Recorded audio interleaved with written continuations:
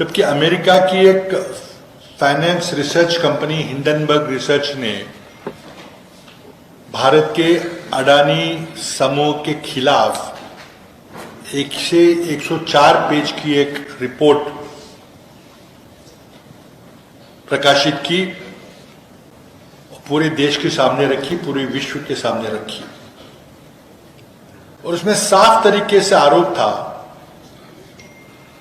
कि पूरा अडानी समूह धोखाधड़ी से अमीर हुआ है। गौतम अडानी स्वयं दुनिया का सबसे बड़ा धोखेबाज है। अंग्रेजी में उसे बिगेस्ट कॉन कहा गया, कॉन्फिडेंस ट्रिक्टर। बहुत गंभीर आरोप थे और उसमें यह इशारा था कि इतनी जल्दी ये व्यक्ति एक सामान्य व्यापारी के रूप से दुनिया के दूसरे नंबर का रईस आदमी बनता है, तो इसको भारत सरकार का और भारत सरकार के नेतृत्व का पूरा आशीर्वाद है। और उसमें कई सारी 104 पेजेस की रिपोर्ट में आरोप किए गए थे। अब ये रिपोर्ट अमेरिकन कंपनी ने की थी और उस रिपोर्ट के बाद स्वाभाविक था कि अडानी ने कहा कि बहुत बौखला के कहा कि ये सब झूठ है और मैं इस हिंडनबर्ग रिसर्च के खिलाफ मानहानि का मुकदमा दायर करूंगा। दुनिया की सारी वित्तीय कंपनियां देख रही थी कि आगे क्या होगा, लेकिन हिंडनबर्ग रिसर्च ने कहा आप किसी भी अदालत में आप अपनी बात कहिए, मानहानि का मुकदमा करिए, मैं तैयार हूं।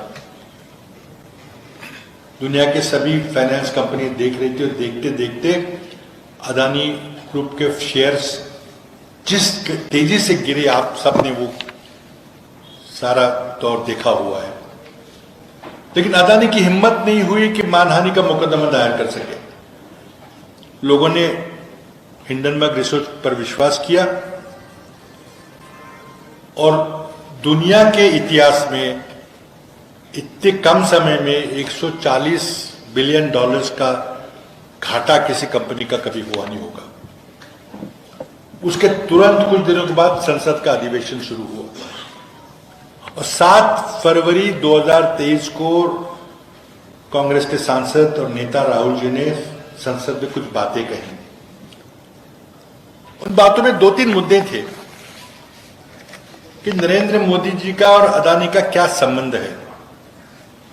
पहले जब गुजरात के मुख्यमंत्री थे तो नरेंद्र मोदी जी अडानी के जहाज में घूमते थे।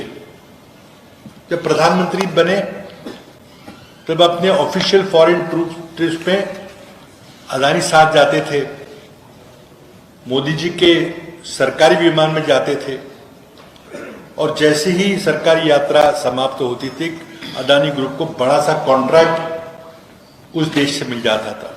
सारे तथ्य रखे, सारी बातें रखी, काफी व्यवधान हुआ, उनको बोलने नहीं दिया, लेकिन उन्होंने अपनी बातें रखी और सिर्फ सादा सवाल पूछा कि अडानी के और नरेंद्र मोदी जी के क्या संबंध है।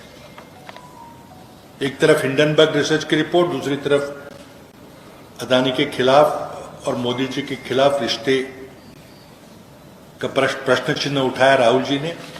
और उसी समय से भारतीय जनता पार्टी ने तय किया कि राहुल जी को संसद में नहीं रहने देंगे, उनकी आवाज बंद करेंगे।